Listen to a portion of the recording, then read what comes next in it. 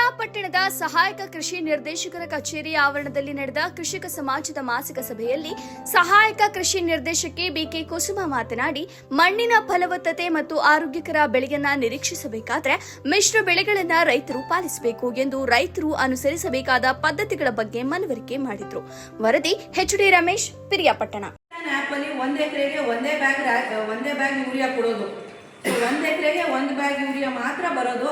So ಅದಕ್ಕೆ ಅಂದ್ರೆ ಯಾಕೆ ಒಂದ್ ಎಕರೆಗೆ ಒಂದು ಬ್ಯಾಗ್ ಯೂರಿಯಾ ಅಂತ ಲಿಮಿಟ್ ಮಾಡಿದ್ದಾರೆ ಅಂದ್ರೆ, ಯಾವುದೇ ಬೆಳೆಗೆ ಅಷ್ಟು ಯೂರಿಯಾ ಸಾಕು. ಯಾಕಂದ್ರೆ ಯೂರಿಯಾದಲ್ಲಿ 48% ಸಾರಜನಕ ಇರೋದ್ರಿಂದ ಅಷ್ಟು ಆ ಗಿಡಕ್ಕೆ ಬೇಕಾಗಿರುವಂಥ ಪೋಷಕಾಂಶಗಳು ಅದೇ ಸಿಗುತ್ತೆ ಅಂತ. ಸೊ ಅದಕ್ಕೋಸ್ಕರ ಇದ್ರ ಬಗ್ಗೆ ತಮ್ಮಲ್ಲಿರುವಂಥ ಎಲ್ಲ ರೈತ ಬಾಂಧವರಿಗೆ ಅರಿವು ಮೂಡಿಸ್ಬೇಕು ಅನ್ನೋದು ಒಂದು ನಮ್ಮಲ್ಲಿ ಮನವಿ ಮಾಡ್ಕೋತಾ ಇರೋದು. ಇದು ನೆಕ್ಸ್ಟ್ ಈಗ ಮುಂದಿನ ದಿನಗಳಲ್ಲಿ ಏನಪ್ಪಾ ಅಂತಂದ್ರೆ, ಬಿತ್ತನೆ ಬೀಜಗಳ ಉದ್ದು ಕೊಡೋದಕ್ಕೆ ಅವಕಾಶ ಇದೆ. ಸೊ ತಮ್ಮಲ್ಲಿ ಯಾರಾದರೂ ಉದ್ದು ಬೆಳೆಯುವಂಥ ರೈತರು ಆಸಕ್ತಿಯಿಂದ ಮುಂದೆ ಬಂದರೆ ಅವ್ರಿಗೆ ಬಿತ್ತನೆ ಬೀಜನ ಒದಗಿಸ್ಕೊಡ್ತೀವಿ.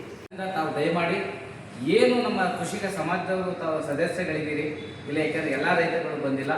ನಿಮ್ಮ ಹತ್ರ ಬರ್ತಕ್ಕಂಥ ಈಗ ನಮ್ಮ ರೈತರುಗಳು ಏನು ಮಾಡ್ತಾರೆ ಅಂತ ಹೇಳಿದ್ರೆ, ಕೃಷಿ ಮಾಡ್ಬೇಕಾದ್ರೆ ಹಣ ನನ್ನ ಒಂದು ಮನೆ ಕೊಡಿಸ್ಕೊಡು ಅಥವಾ ನನ್ನ ಮಗನಿಗೆ ಎಲ್ಲರೂ ಒಂದು ಕೆಲಸಕ್ಕೆ ಸೇರಿಸ್ಕೊಡು. ಇವತ್ತು ಏನಾಗ್ತಿದೆ ಅಂತಂದರೆ, ನಮ್ಮಲ್ಲಿ ಉದ್ಯೋಗದಲ್ಲಿ ಎಲ್ಲರೂ ಸಹಿತ ವಿದ್ಯಾವಂತರಿದ್ದೀವಿ, ಉದ್ಯೋಗ ಸಿಗ್ತಕ್ಕಂಥದ್ದು ಕಷ್ಟ ಆಗಿದೆ. ಎಲ್ಲರೂ ಸಹಿತ ವಿದ್ಯಾವಂತರು ಜಾಸ್ತಿ ಇದೆ. ಮೀನುಗಾರಿಕೆ ಇಲಾಖೆಯವರಿಗೆ ರೈತರ ಮೇಲೆ ಆಸಕ್ತಿ ಇದೆಯೋ ಇಲ್ಲೋ ಗೊತ್ತಿಲ್ಲ.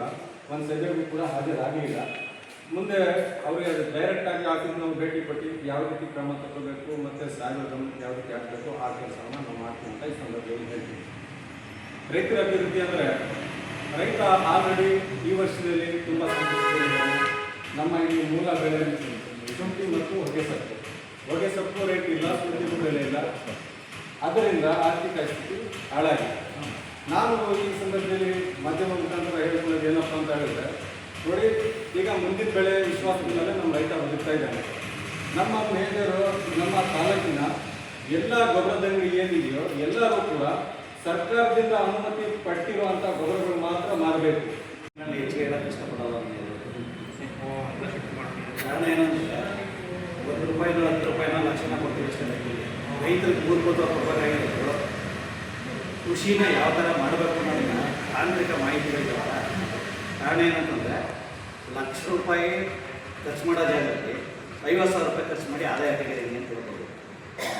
ಈಗ 50,000 ಆದಾಯ ಉಳಿತಲ್ಲ ನಿಮಗೆ, ಅದು ನಮ್ಮದು ಮೂಲ ತತ್ವ. ಜೊತೆಗೆ ಇಲ್ಲಿರ್ತಕ್ಕಂಥವ್ರು, ನೀವು ಕೃಷಿ ಸಮಾಜದವ್ರು ಯಾರಾದರೂ ಒಬ್ಬರ ಕೈ ಎತ್ತಿ ನಾನು ವೈಜ್ಞಾನಿಕವಾಗಿ ಕೊಟ್ಟಿಗೆ ಗೊಬ್ಬರನ್ನು ಉತ್ಪಾದನೆ ಮಾಡ್ತಾ ಇದ್ದೀನಿ. ಬೆಳಿಗ್ಗೆ 11 ಗಂಟೆಗೆ ಮಧ್ಯಾಹ್ನ 3-4 ಗಂಟೆವರೆಗೆ ಬಿಸಿಲಲ್ಲಿ ಹೊರಗಡೆ ಮೇಯಿಸುವಂಥ ಕೆಲಸವನ್ನು ಅವಾಯ್ಡ್ ಮಾಡಬೇಕಾಗುತ್ತೆ. ಕೊಟ್ಟಿಗೆಗಳು ಏನಿದೆ ಅದಕ್ಕೆ ಗಾಳಿ ಚೆನ್ನಾಗಿ ಗಾಳಿ ಆಡುವಂಥ ಜಾಗದಲ್ಲಿ ಕೊಟ್ಟಿಗೆಗಳನ್ನ ನಿರ್ಮಿಸ್ಕೋಬೇಕು. ಆಮೇಲೆ ಜಾನುವಾರುಗಳನ್ನ ದಿನಕ್ಕೆ 2-3 ಬಾರಿ ಮೈ ಮೇಲೆ ನೀರು ಸಿಂಪಡಣೆ ಮಾಡೋದ್ರಿಂದ ಅವಕ್ಕೂ ಹಾಲಿನ ಉತ್ಪನ್ನ ವ್ಯವಸ್ಥೆ ಇದ್ದಾರೆ. ಅದು ₹34,000 2 HP ಮೋಟರು, ₹34,000 ₹12,000 ಸಬ್ಸಿಡಿ ಇದೆ. ₹12,000 ರೈತರು ಪಾವತಿ ಮಾಡಬೇಕಾಗುತ್ತೆ. ಅದಲ್ಲದೆ ಮುಂದಿನ ದಿನಗಳಲ್ಲಿ ರಬ್ಬರ್ ನೆಲಹಾಸುಗಳು ಬರುವಂಥ ಸಾಧ್ಯತೆ ಇದ್ದರೆ ಅವರನ್ನು ವಿತರಣೆ ಮಾಡೋಕ್ಕೆ ಕ್ರಮ ಕೈಗೊಳ್ತೀವಿ. ಅದರಲ್ಲಿ ಕೇಂದ್ರ ಸರ್ಕಾರದ ಯೋಜನೆಯಲ್ಲಿ ಆಡುಗಳ ಸಾಕಾಣಿಕೆಗೆ